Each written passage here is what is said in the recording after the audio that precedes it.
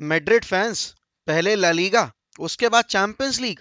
हाँ, उसके बाद थोड़ा सा दिल दुखा था जब एम्बापे नहीं आया था, लेकिन ईयर वी गो हो गया है, डेविड ऑनस्टीन ने कंफर्म कर दिया। और उसके बाद हम सबको पता है टेप्रीजो रोमानो टैप इन मर्चेंट हैं, तो उन्होंने भी कंफर्म कर दिया है कि भाई शुमानी to Real Madrid is a done deal.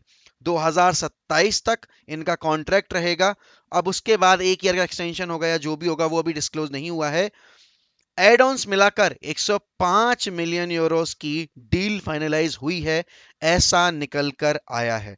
David ऑनस्टीन ने सबसे पहले ब्रेक की थी हालैंड वाली न्यूज। डेविड ऑनस्टीन ने, और जब टेप्रीजो रोमानो ने 6 घंटे बाद उस पर कंफर्मेशन जताई थी ना, डेविड ऑनस्टीन उससे बहुत टाइम पहले ही कर चुके थे। और आज भी डेविड ऑनस्टीन के 1 घंटे पहले कंफर्मेशन के बाद टेप्रीजो रोमानो ने टैप इन कर दिया है। शुमानी का सबको पता था कि मैड्रिड जब रेस में उतरी तो शुमानी का रुझाव मैड्रिड की तरफ झुक गया था, थोड़ा सा उनका मन जो था वो मैड्रिड ने मोह लिया था। और ऑब्वियस सी बात है, जब एक प्रोजेक्ट आप देख रहे हो कि जहां प्लेयर के हाथ में पावर दी जा रही है, जहां पे एक प्लेयर डिसाइड करेगा क्या होगा क्या नहीं होगा, तो ऑब्वियस सी बात है, भले ही वो आपका कंट्री मैन हो, भले ही वो आपका दोस्त हो, भाई हो, लेकिन आप अपना करियर देखते हुए उस क्लब में नहीं जाना चाहते जहां इतनी ज्यादा इंटरनल पॉलिटिक्स चलती है। दूसरी चीज, लिवरपूल ने पहले ही हाथ खींच लिए थे जब उन्हें पता चला कि मैड्रिड उतरने वाली है, क्योंकि राई, जब मैड्रिड उतरेगी और पीएसजी से टकराव हो रहा है आपका, तो पैसा इन्वॉल्व होगा। तो लिवरपूल ने भी हाथ खींच लिए थे, जबकि लिवरपूल उस वक्त तक फ्रंट रनर बनी हुई थी इस पूरी रेस में शुमानी की। लेकिन आज मैड्रिड ने साइन कर लिया है अपना नंबर 1 टारगेट, जो उन्होंने एम्बापे के बाद सेट किया था। और सबको यही लग रहा था कि मैड्रिड कहीं दूसरी बार पीएसजी के आगे घुटने ना टेक दे। और जिस तरह का इंटरव्यू आया था परसों नरसों शिवानी का, कि जब उन्होंने बोला था कि मैंने किसी भी क्लब के साथ पर्सनल टर्म्स एग्री नहीं किए हैं, मैंने अभी अपने ऑप्शंस ओपन रखे हुए हैं एंड मैं सोच रहा हूं, अभी अभी मेरा कोई फाइनल डिसीजन नहीं आया है। पिछली बार जब ऐसी न्यूज आई थी तब एम्बापे ने गलीच हरकत की थी और वो पीएसजी रुक गए थे। अब वो उन्होंने अपने करियर के लिए जैसा भी डिसीजन लिया वो उनका डिसीजन था, लेकिन दूसरी बार अगर पीएसजी के हाथों वो अगर घुटने टेक देते तो थोड़ा सा दिक्कत वाली बात होती। अब यहाँ पर शुमानी आ तो गए हैं मैड्रिड में, नई डील उन्होंने साइन कर ली है, नई नई टीम मिलेगी, लेकिन शुमानी इनहेरिट कैसे होंगे इस टीम में? कैसे मीरो की जगह कैसे उनको फिट किया जाएगा? क्रूज और मॉडरिच जो एज कर रहे हैं, क्योंकि देखो मैड्रिड की बेंच पे यार बहुत ही यंग मिडफील्डर्स बैठे हुए हैं। वेलवार्दे, कामाविंगा और अब शुमानी, ये तीन यंगस्टर्स मिलकर अब मैड्रिड की बागडोर कैसे संभालेंगे, ये देखने वाली बात होगी कि डॉन कार्लो इनको कैसे इनहेरिट करने की कोशिश करेंगे। देखो आप डायरेक्टली मॉडरिच और क्रूज को बेंच तो नहीं कर सकते। और मॉडरिच के केस में भी बहुत बढ़िया न्यूज है कि 1 ईयर का नया कॉन्ट्रैक्ट साइन कर लिया है लूका मॉडरिच ने। तो 1 साल और आप लूका मॉडरिच को अपना मैजिक परफॉर्म करते हुए सेंटियागो बर्नाबाओ पे देखोगे और चैंपियंस लीग में भी देखोगे। तो यहां पर एक साथ दो बड़े बड़े लड्डू हाथ लगे हैं। नहीं सॉरी, नहीं नहीं नहीं, तो एक साथ दो लड्डू हाथ लगे हैं, तो भाई खुशी है, खाओ और बांटो प्रसाद जाकर सभी में। इसके साथ ही साथ भाई अगर मैं यूनाइटेड की बात करूं, तो यूनाइटेड को मुंह की खानी पड़ रही है डार्विन न्यूनेस के केस में, क्योंकि डार्विन न्यूनेस ने थोड़ा सा जो अपना मन था वो चेंज कर लिया है और अब वो चैंपियंस लीग फुटबॉल को चेस करते हुए पहुंच गए हैं स्पेन में। लेकिन स्पेन में ऐसा कौन सा क्लब है कि जो डार्विन न्यूनेस को खरीद सकता है? चोलो सिमियोनी, यस, चोलो सिमियोनी इज दैट गाय जो कि डार्विन न्यूनेस को लाना चाहेंगे। उनको हमेशा से एक टारगेट मैन चाहिए होता है। Darwin newness is one of those guys जो कि परफेक्ट टारगेट मैन बनेंगे। लुइस सुआरेज ने ऑलरेडी एटलेटिको मैड्रिड छोड़ दी है, तो उनको वैसे भी एक स्ट्राइकर साइन करना था। तो क्या डार्विन न्यूनेस एटलेटिको मैड्रिड को ज्वाइन कर सकते हैं? क्योंकि देखो, डार्विन न्यूनेस का लिवरपूल जाना थोड़ा सा डगमगाता हुआ दिख रहा है। And the problem is the money that will be involve in this deal. 60 million में डील होगी नहीं, 70 कम से कम मिलियन मांगेगी बेनफिका। और उतना पैसा आई डोंट थिंक कि एफएसजी खर्च करेगी। यूनाइटेड खर्च कर सकती है, बट क्या डार्विन न्यूनेस अपने करियर को थाम कर चैंपियंस लीग फुटबॉल मिस कर कर यूरोपा लीग खेलने आएंगे? क्योंकि अगर उनके पास टेबल पे वही फ्रैंकी डियोंग वाली सिचुएशन है, क्योंकि फ्रैंकी डियोंग के केस में भी अभी यही हमें पता है कि फ्रैंकी डियोंग को सिड्यूस करने की कोशिश की जा रही है बाय एरिक टेन हैग, लेकिन फ्रैंकी डियोंग कह रहे हैं ना मुन्ना ना, ये जो तुम हरकत कर रहे हो इससे मैं सिड्यूस नहीं होने वाला। क्योंकि देखो यार, एक टॉप फुटबॉलर के लिए और एक ऐसे फुटबॉलर के लिए जो कि अभी करंटली क्लब में चैंपियंस लीग फुटबॉल खेल सकता है, वो क्यों एक ऐसे क्लब में आएगा जो कि यूरोपा लीग खेल रही हो।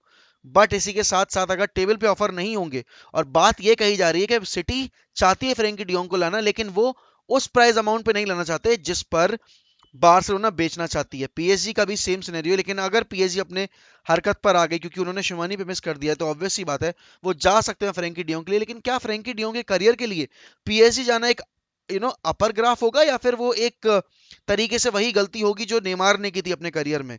देखो, if I am Frenkie de Jong, अगर मेरे पास सिटी और यूनाइटेड का ऑफर है तो ऑब्वियस बात मैं सिटी जाऊंगा, लेकिन अगर मेरे पास यूनाइटेड और पीएसजी का ऑफर है तो मैं यूनाइटेड आऊंगा।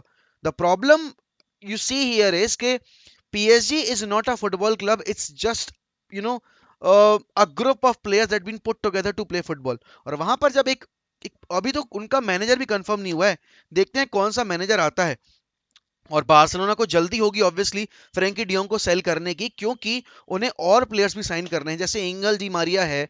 अगर एंगल डी मारिया को साइन करना है तो उन्हें पहले अपना वेज बिल रिलीज करना पड़ेगा, उसको उसको हल्का करना पड़ेगा। लेवेंडोस्की वहां छाती पीट रहा है, बाल नोच रहा है कि बहन के लौड़ो मुझे तो ले लो पहले, बाकी प्लेयर्स को तब साइन करना। मैं चीख पुकार मचा रहा हूँ प्रेस मीडिया में कि मुझे मुझे बार्सिलोना जाना है, मुझे कैटलोनियन कैपिटल जाना है, बट मेरे ऊपर कोई ध्यान ही नहीं दे रहा है। देखो, इस पॉइंट ऑफ टाइम पे रैशफोर्ड ने अभी रिसेंट में वीडियो अपलोड की है कि वो अब ट्रेनिंग सेशन शुरू कर चुके हैं, वो वर्कआउट कर रहे हैं और खुद को तैयार कर रहे हैं नए सीजन के लिए। देखो भाई, ऐसा बहुत बार हुआ है कि जब रैशफोर्ड ने ये चौथ भांगड़े मचाए हैं, लेकिन उसके बाद आकर परफॉर्म नहीं किया है।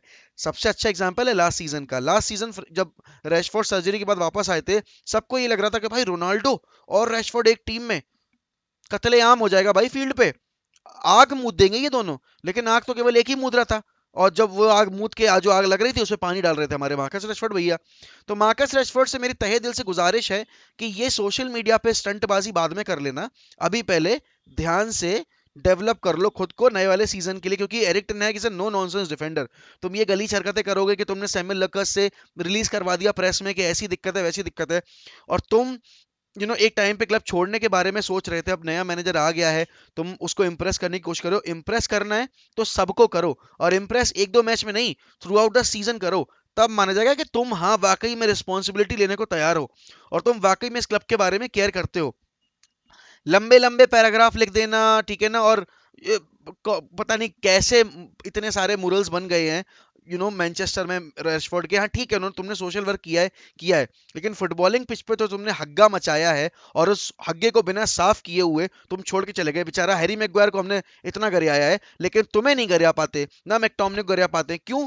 क्योंकि तुम्हारे ऊपर वो कोटा लगा हुआ है ना, एकेडमी ग्रेजुएट का, और ये कोटे के चक्कर में हमारी इतनी पिटाई हुई है, इतनी घिसाई हुई है कि हम बता नहीं सकते। सबसे बड़ी प्रॉब्लम जो इस क्लब के साथ है कि वो कभी भी एक्टिव नहीं रहना चाहता। इस वक्त भी जब सबको पता है कि फ्रेंकी डियोंग को बेचना चाहती है बार्सिलोना, अभी तक ये साले चूतिए के पट्टे कॉन्ट्रैक्ट ले जाके डिस्कस नहीं कर पाए कि भाई 80 मिलियन का ऑफर तो नहीं, हम 75 मिलियन का लाए हैं, बेच पाओगे क्या? अरे एक ऑफर तो पुटअप करो, नेगोशिएशन स्टार्ट तो करो। फ्रेंकी डियोंग किससे पहले बार्सिलोना से बात तो करो कि वो किस अमाउंट पे बेचेंगे। फिर एरिक टेन हैग को भेजो और बात करने को बोलो उसको कि भाई बैठ जा, बात कर ले फ्रेंकी डियोंग के साथ, समझा उसको कि तू क्या प्रोजेक्ट डेवलप करना चाह रहा है, कैसे तू वर्क करेगा, कैसे उसको खिलाएगा, कैसे वो एक क्रूशियल प्लेयर बनेगा इस टीम के अंदर, और कैसे वो एक ऐसा प्लेयर बन सकता है जो कि मैनचेस्टर यूनाइटेड के रिवाइवल स्टेट में आकर यूनाइटेड को अपलिफ्ट कर सकता है। अभी ऐसी कोई न्यूज आई नहीं रही है कि यूनाइटेड सीरियस लग रही है इस डील को लेकर, क्योंकि रोज एक ही घसीटापंती हो रही है कि सेम डील के मतलब सेम चीज कि यूनाइटेड चाहती है चाहती है चाहती है। लेकिन भाई चाहती है तो जाओ ना, प्रूव करके दिखाओ that you really want him on board, and if the manager really wants him then this should be your first priority. देखो क्या किया मैन सिटी ने, जितनी भी साइनिंग्स की, हमेशा अगर पेप गार्डियोला को वो प्लेयर चाहिए था, within a week deal finalise हुई है भाई। हालैंड चाहिए था, परसों न्यूज आई, आज फाइनल हो गई। मतलब मैं एक सिनेरियो बता रहा हूँ, 48 घंटे के अंदर उन्होंने पूरा कंफर्मेशन दे दिया, और हियर वी गो भी हो गया था। यहाँ यूनाइटेड पिछले 15 नहीं भाई, पिछले 25 दिन से एक ही चीज घसीटे जा रही है, लेकिन अभी भी कंक्लूजन तक नहीं पहुंचे कि उनको ये डील कब तक फाइनल करनी है।